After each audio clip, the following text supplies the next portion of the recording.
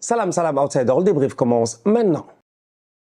La famille, avant de commencer le débrief, j'aimerais d'abord saluer tous les outsiders qui ont assisté aujourd'hui à notre événement, le match des tocards. On a fait un match des tocards à Abidjan, le vlog de ce match-là, les vidéos de ce match-là, les scènes, je dis bien, exceptionnelles de ce match-là, les ratés exceptionnels de ce match-là, tout ce qui s'est passé lors de ce match-là, cet événement au complet a été vlogué et sortira demain, dimanche. Donc j'espère que vous serez là pour nous donner de la force. On a eu l'occasion de rencontrer les outsiders, je dis bien, de la Côte d'Ivoire, des bandits. Franchement, des bandits, des gars qui viennent un peu de partout. Ils n'étaient pas juste des Ivoiriens, ils venaient d'un peu partout, que ce soit des Libanais, que ce soit des Sénégalais, des Burkinabés. Franchement, on a eu l'occasion aujourd'hui de voir ce que c'est qu'une communauté, la communauté outsider. Donc, merci beaucoup à vous tous d'avoir assisté à cet événement-là. Le vlog sortira demain. J'espère que vous l'apprécierez. Maintenant, ceci étant dit, on a eu l'occasion d'assister à une très belle journée de football avec énormément de buts. J'ai regardé 2 matchs et demi, je vais pas vous mentir, je vais pas vous mytho, puisque j'étais à un événement et que on était en train de jouer au football. Cependant, j'ai eu l'occasion de voir le premier match de la journée d'abord. C'était le match entre l'Algérie et le Burkina Faso. Le match a fini 2-2. Je pense que dans ce match-là, il y a quelques enseignements qui sont importants à prendre en considération. Et là, je vais parler directement aux Algériens, aux DZ. Je parle aux DZ. Je les connais très bien parce que les DZ et les Sénégalais, on a des contentieux. Depuis 2019, c'est un peu notre bête noire. À chaque fois qu'on joue l'Algérie, ils arrivent à battre le Sénégal. Il n'y a même pas quelques mois, on a joué chez nous à Dakar. Ils sont venus et ils ont gagné ce match-là. Cette équipe nationale d'Algérie est une équipe nationale que tout le monde attend lors de cette Coupe d'Afrique des Nations. Pourquoi? Parce que non seulement ils étaient champions d'Afrique il n'y a même pas 2 éditions, donc en 2019, mais au-delà de cela, c'est une équipe qui, sur le terrain, lors des qualifications, a eu l'occasion de montrer qu'elle est capable peut-être d'avoir un sursaut d'orgueil pour revenir au top. Djamel Belmadi n'est pas parti, il a gardé la même équipe et c'est ça le problème. C'est ça le problème. Quand j'ai vu le 11 de départ de l'Algérie, je me suis posé des questions. Il fait quoi sur le terrain, Fegouli? C'est quoi ça, des Fegouli? Riyad Mahrez, j'en parle même pas parce que la vérité, c'est qu'aujourd'hui, tout le problème, c'est Riyad Mahrez. C'est Riyad Mahrez. Riyad Mahrez doit se gérer parce que sinon, sincèrement, il y en a certains, ils vont commencer à l'appeler Riyad Merguez ou quoi que ce soit. Il ne se gère pas des performances tocaresques depuis le début de la compétition. Le problème, il est simple. C'est que quand tu as quelque chose à prouver, quand tu veux montrer aux gens que tu es au top et tout, ah ben, ne parle pas. Ne parle pas. Tais-toi, travaille, va sur le terrain et prouve à ton peuple que tu es capable toujours de porter le maillot de l'équipe nationale. Riyad Mahrez, je pense, et je me permets de le dire, je ne sais pas ce que les Algériens en pensent, mais je pense que quand même, dans l'histoire du football algérien, je ne pense pas que Riyad Mahrez soit un zéro. Riyad Mahrez a eu l'occasion de nous sortir une top Coupe d'Afrique des Nations en 2019, on s'en rappelle. Un coup franc qui amène son équipe en finale. Riyad Mahrez est un très bon joueur de football, un très bon joueur de football. On n'oublie pas Riyad Mahrez, joueur de l'année en Première Ligue, élu par ses pairs. On n'oublie pas Riyad Mahrez de Leicester qui fait une saison extraordinaire avec Jamie Vardy en lui donnant constamment des passes décisives. Personne n'oublie ce Riyad Mahrez-là. On n'oublie pas Riyad Mahrez, contrôle de balle. S'il vous plaît, contrôle de balle. Il y a certains joueurs, ils ne sont pas amis avec le ballon. Tu as l'impression que le ballon, c'est leur ennemi. En tout cas, le ballon leur fuit. Mahrez, le ballon ne lui fuit jamais. À chaque fois que tu lui mets une transversale compliquée, il est capable d'amortir ce ballon-là sans aucun problème. On peut le dire, il tue le ballon. Mais aujourd'hui, Riyad Mahrez est en train de tuer l'Algérie. Il tue l'Algérie. Il vient sur les réseaux sociaux en disant « Ouais, j'entends rien ». Mais tu n'entends rien, mais nous, on voit rien. En fait, c'est ça le problème. Si Mahrez n'entend pas, mais nous, on ne voit pas. Donc, je comprends la pression que peut vivre Riyad Mahrez aujourd'hui. C'est pas simple, c'est pas facile, mais les Algériens sont exigeants. Depuis le début de la compétition, sur le banc de l'équipe nationale d'Algérie, il y a des jeunes joueurs qui mériteraient peut-être d'être titulaires. C'est là où je ne comprends pas Djamel Belmadi. Je vais prendre un exemple qui n'est pas forcément l'exemple, je veux dire, comment on appelle ça, comparaison n'est pas raison. Cependant, l'équipe nationale du Sénégal, qui a gagné la CAN dernière au Cameroun, est différente de celle qui est en train de jouer en ce moment. En fait, la différence, elle se fait là. J'ai l'impression que l'équipe nationale d'Algérie est encore revenue avec les mêmes principes, avec la même équipe, avec les mêmes joueurs, je dis, qu'ils avaient la dernière fois au Cameroun. Et ils sont sortis au premier tour. Il faut du changement. Il faut du changement. Belmadi doit prendre ses responsabilités. Certains cadres doivent prendre leurs responsabilités. Nous, on est venu la dernière CAN avec un milieu de terrain. Nampalys Mendy, Gana Gueye, Cheikhou Kouyaté. Regardez le milieu de terrain qu'on a aujourd'hui. Pape Gueye, Pape Matar Sarr et Lamine Camara. Mais ça a complètement changé. Ça a complètement changé. Ces gars-là qui étaient là à la dernière CAN pour le Sénégal sont toujours sur le banc. C'est des gars qui, à un moment donné de la compétition, je suis convaincu qu'Aliou Cissé les mettra titulaires. Pourquoi? Parce que c'est des gars qui savent ce que c'est que la gagne. C'est des joueurs qui sont capables, il y a une mouche là, elle m'énerve. C'est des joueurs là qui sont capables d'accompagner les jeunes, d'accompagner les Lamine Camara et tout. Mais aujourd'hui, je regarde l'équipe nationale d'Algérie et j'ai l'impression qu'il n'y a rien qui marche. Franchement, il n'y a rien qui marche. L'équipe, le football est nul. Ils ont fait aujourd'hui 2-2 face au Burkina Faso, mais ils peuvent remercier Bagdad Bounedjah. C'est parce que Bounedjah, c'est le Vincent Aboubakar du pays. C'est parce que lui, dans les grands moments, il est toujours capable de tirer son épingle du jeu. Je sais pas pourquoi je dis ça. À chaque fois, j'aime trop cette expression durant la CAN. Mais bref, il est capable de sortir du lot, Bounedjah, de claquer des buts sans aucun problème, d'être dangereux, ce Bounedjah-là, en fait. Aujourd'hui, il met 2 buts. Heureusement qu'il met ces 2 buts-là. Sinon, l'Algérie, ils sont chez eux. Midi, heure de check-out, mais dehors, rendez les clés. Donc les supporters algériens, quand ils sont fâchés, ils ont raison. Moi, je suis fâché avec eux. Franchement, je suis fâché avec eux. Ils ont raison. Ils ont parfaitement raison. Mahrez est en train de faire des performances de tocard. On lui dit, tu fais le tocard. Et puis lui, il fait la superstar. Ouais, machin, j'entends pas ce que les gens disent. Il passe en zone mixte, il parle à personne. Tu ouvres une porte, je sais pas s'il a un rire nerveux ou quoi que ce soit. Mahrez doit se gérer. Mahrez doit se gérer. Si Mahrez a envie de continuer de se faire respecter par son peuple, l'Algérie, il doit se gérer et prendre ses responsabilités. Ça, c'est la vérité, en fait. Les performances qu'il nous donne en ce moment ne sont pas bonnes. J'espère qu'au prochain match, il réussira à faire beaucoup mieux. Donc, l'Algérie fait 2-2 aujourd'hui face au Burkina Faso. Au niveau du Burkina Faso, il y a de quoi avoir des regrets parce que en fin de match, je pense, manque de concentration et tout. Ils prennent ce but-là alors que peut-être qu'ils peuvent l'éviter. Les Burkinabés auraient pu aujourd'hui d'ores et déjà se qualifier, mais les voilà à 4 points à égalité avec l'Angola. L'Algérie est encore une fois dans une position inconfortable où lors du dernier match, elle va devoir tout faire pour essayer de se qualifier. La Mauritanie, qui a 0 points dans ce groupe-là, depuis le début de la compétition, elle nous sort des top performances. Le match Algérie-Mauritanie ne sera pas un match facile pour les DZ. Ce sera un match très compliqué pour les DZ. Donc il est temps, je dis bien, il est temps qu'il y ait du changement dans cette équipe nationale-là. Il est temps que Djamel Belmadi change les choses. Fegouli, Mahrez, mais c'est quoi ça? Il n'y a pas d'autres joueurs en Algérie, vous êtes en pénurie de joueurs. Vous manquez de joueurs? Je pense pas. Parce que sur le banc, il y a des boys comme Amoura. Il y a des boys comme Amoura qui fait sa rentrée dans le match aujourd'hui, mais qui est tranchant, qui est dangereux. Donc tu te demandes en fait, le boy Mohamed là, pourquoi il est sur le banc? Pourquoi il ne mérite pas d'avoir sa place de titulaire? Moi, quand je vois hier Pape Gueye dans l'interview d'après-match en zone mixte, après le match du Sénégal face au Cameroun, quand il dit « Je remercie Aliou Cissé de donner la confiance à un jeune comme moi, mais d'autant plus un jeune comme Pape Gueye, qui n'a pas beaucoup joué cette saison vu qu'il était suspendu avec Marseille en première partie de saison. » Mais c'est ça en fait. C'est qu'il faut mettre des gars qui ont faim, des gars qui n'ont pas gagné, des gars qui sont prêts à mourir. Et il y en a sur le banc de l'Algérie. Malheureusement, les choix ne sont pas bons. Donc, les Burkinabés, de leur côté, je le dis, ils doivent se gérer eux aussi. Ils doivent se gérer. Ce match-là, ils auraient dû le gagner. Ils auraient dû le gagner. Avec un peu plus de concentration, peut-être qu'ils le gagnent. C'est dommage. Ils ont mis de beaux buts, mais malheureusement, voilà, ils font 2-2. Maintenant, le Burkina Faso est toujours en bonne phase pour se qualifier. Le dernier match, c'est entre le Burkina Faso et l'Angola. Si les deux, ils font match nul, tous les deux, ils se qualifient normalement, je pense, sans aucun problème, vu que au goal average, on va voir ce que ça donne. L'Algérie a 0, l'Angola et le Burkina Faso, ils ont 1. Il faut faire attention parce que si l'Algérie met un score à la Mauritanie, peut-être que l'Algérie peut s'en sortir à la 2e place. Mais c'est pas normal. C'est pas normal. L'équipe nationale d'Algérie, je pense, on s'attendait à mieux. Et durant cette compétition-ci, ça fait partie de ces grandes nations-là qui sont en train de nous décevoir. C'est dommage. Très bonne performance de la part de Issa Kaboré. Je tiens à le saluer. Franchement, je l'aime bien. Je l'aime bien.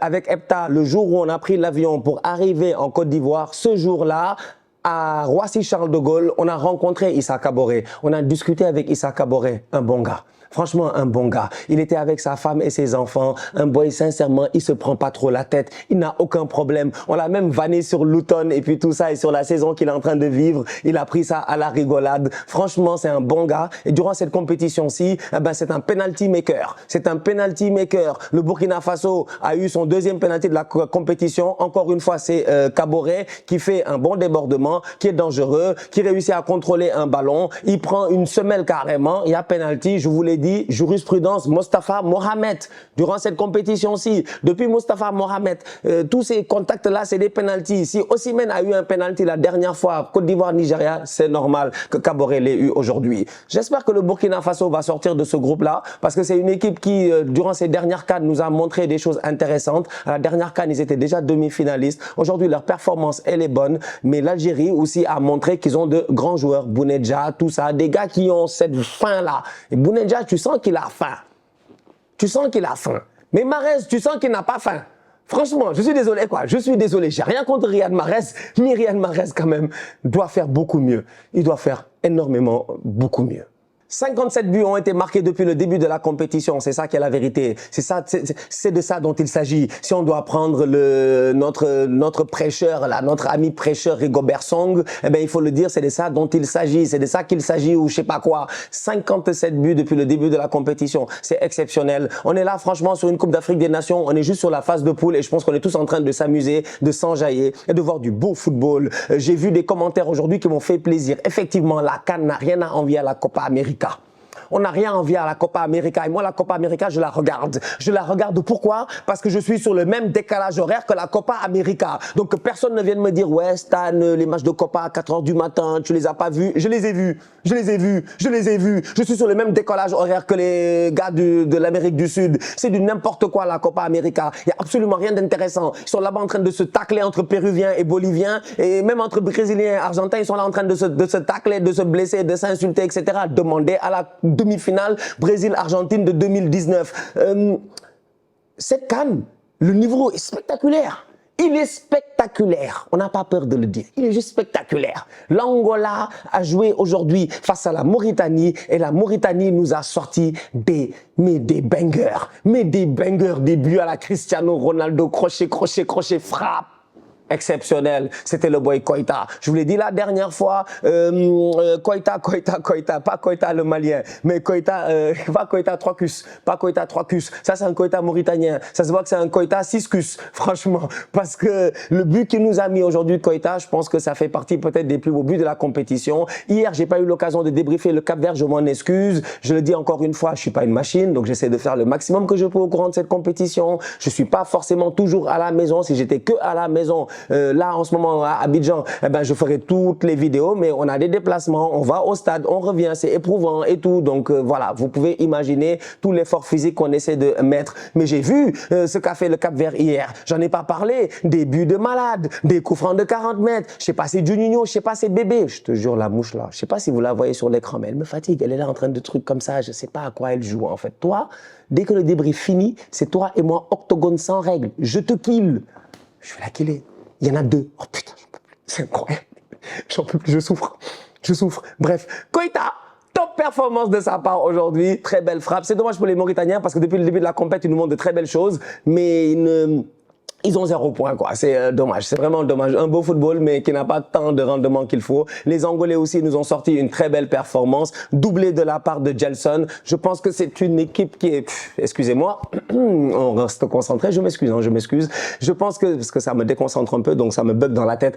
Je pense que l'Angola est une équipe sur laquelle il va falloir compter au courant de cette compétition. Je pense que les Angolais ont aussi voilà, des choses à jouer. Aujourd'hui, on a vu un très beau match de football, un match avec très peu de déchets techniques. Un match avec vraiment beaucoup de justesse technique en fait, des très très beaux buts, un match très animé, 90 minutes de haute volture. J'ai eu l'occasion de le regarder en étant à l'événement. On avait un écran, donc pendant qu'on était en train de discuter avec les outsiders et tout et de rigoler, etc.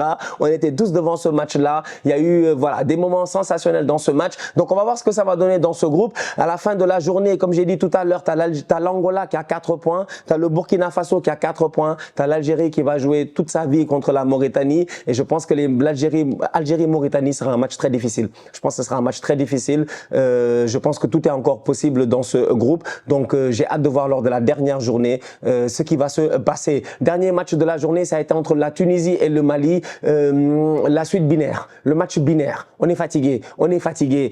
Les 4-5 derniers Tunisie-Mali, c'est 1-1, 0-0, 1-0 pour la Tunisie ou 1-0 pour le Mali. En fait, voilà des équipes, s'ils font pas match nul, ils font 0-0. Pardon, s'ils font pas match nul, il y en a un des deux qui gagne par un but d'écart et toujours 1-0. C'est vraiment une suite binaire, 0-1, 0-1, 0-1, 1-0, je sais pas quoi, etc. C'est pas sérieux. On en a marre du duel des aigles. Aujourd'hui encore, on avait un très beau duel entre les deux aigles, les aigles de Carthage et les aigles du Mali. Le match finit par un match nul 1-1. Je pense qu'à la fin de la rencontre, les Maliens peuvent avoir quand même quelques regrets parce qu'ils auraient pu gagner ce match-là, mais les Tunisiens nous ont montré que techniquement parlant et tactiquement parlant, quand même, ils ont de très bons joueurs. À l'image du latéral droit, si je ne me trompe pas, Abdi, qui a fait un grand match. Abdi a fait un très grand match. Franchement, il a fait un très grand match. C'est lui qui fait le débordement et la passe décisive. Les Tunisiens, je pense que il leur manque quelque chose, il leur manque des attaquants, je comprends pas. La Tunisie, de temps en temps, offensivement, tu te dis, tu leur mets un vrai neuf, peut-être qu'ils vont très loin dans la compétition. Je vous rappelle que les Tunisiens, pour gagner une Coupe d'Afrique des Nations, ils me laisseront pas mentir, on était là en 2004, il a fallu qu'ils naturalisent un Brésilien, Santos. Moi, j'ai pas oublié. Moi, j'ai pas oublié parce que vous nous avez éliminés, nous, le Sénégal, dans un match qui était bizarre. Un match qui était bizarre. On va pas refaire l'histoire, c'était il y a 20 ans, mais c'était un match qui était bizarre, le Tunisie-Sénégal de 2004. Donc du coup, Santos de Sochaux avait été naturalisé, Santos avait permis à la Tunisie, et avec d'autres joueurs aussi quand même, peut-être de soulever cette coupe-là. Je pense qu'il manque ça à cette Tunisie-là aujourd'hui, un bon attaquant, parce que la Tunisie, en termes de talent, ça se voit que les boys, techniquement, ils sont très bons et le collectif est assez soudé. De son côté, le Mali, il y a de quoi être déçu parce que, voilà, 3 cus, 6 cus, 4 cus, 20 cus, etc. Bon, c'est dommage aujourd'hui.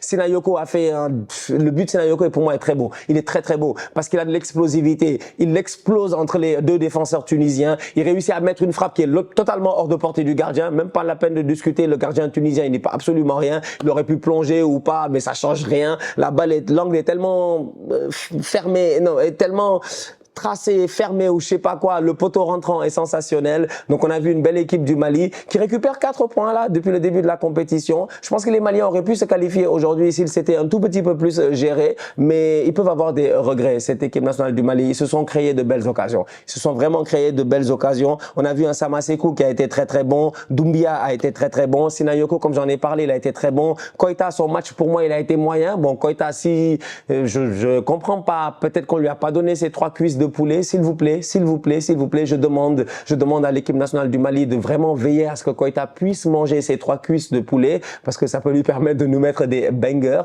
Un très beau match de football entre ces deux équipes, mais je le répète encore une fois, c'est toujours les deux qui s'affrontent constamment. À chaque Coupe d'Afrique, ils s'affrontent, Tunisie-Mali. Même le barrage de Coupe du Monde, c'était Tunisie-Mali. Je pense que c'était 0-0 à l'aller et 1-0 au retour. Donc, comme je dis, c'est le match de la suite binaire. C'est vraiment toujours les mêmes scores. Donc, je pense que les Maliens, quand même, durant cette compétition, il va falloir qu'ils se gèrent. C'est une équipe qui a beaucoup de talent. À chaque CAN, on le voit, ils ont beaucoup de talent. Ils sont très forts, les Maliens. Ça, on peut pas l'enlever, en fait. Individuellement parlant, ils sont très forts. Même collectivement, ils s'en sortent. Mais ils ont trop d'errance, en fait. Des fois, ils sont distraits. Des fois, ils sont distraits. Ils sont distraits. Tu sais, ils marquent un but, 10 minutes plus tard, ils encaissent un but. C'est pas normal. C'est vraiment pas normal, en fait. Tu vois, c'est dommage. C'est dommage. Le Mali fait partie de ces équipes avec beaucoup de talent. Tu les regardes jouer, tu es comme, ouais, quand même, il y a du talent dans cette équipe-là. Il y a des boys que tu as envie de recruter à gauche et à droite. Mais collectivement parlant, aujourd'hui, s'ils avaient été peut-être un peu plus concentrés, ils prennent peut-être pas ce but-là de la Tunisie, même si la séquence de jeu de la Tunisie sur le but est juste exceptionnelle. La famille, on se capte dès demain pour de nouveaux débriefs. Demain, comme je le dis, il y aura la sortie du vlog de ce qui s'est passé aujourd'hui. J'espère que vous me donnerez de la force pour aller le voir. On a eu l'occasion de faire le tournoi des tocards à Dakar, ça s'est bien passé. Aujourd'hui, on a fait le match des tocards à Abidjan et ça s'est très bien passé. Toujours avec beaucoup de bienveillance, toujours avec beaucoup d'amour et beaucoup de passion parce que c'est la même passion qu'on partage, c'est le football. Donc merci encore une fois à tous ceux qui ont pris leur après-midi pour venir la passer avec nous, ceux qui ont pris leur après-midi pour venir rigoler avec nous, pour venir déconner avec nous. Merci à tous ces tocards qui m'ont taclé dans le synthétique. Voilà. J'ai des égratignures et tout ça, mais ça fait trop plaisir en fait, tu vois. On a vraiment passé un très bel après-midi, donc j'espère que demain vous serez là pour nous donner du soutien pour cette vidéo. D'ici là, la famille, on continue à liker, on continue à partager, on s'abonne, on s'abonne, on s'abonne, on reste ensemble et on reste parce que je pense que je suis fatigué. D'ici là, la famille, on continue à liker, on continue à partager, on s'abonne, on s'abonne, on s'abonne, on est ensemble et on reste en santé parce que c'est le plus important. Tous outsiders.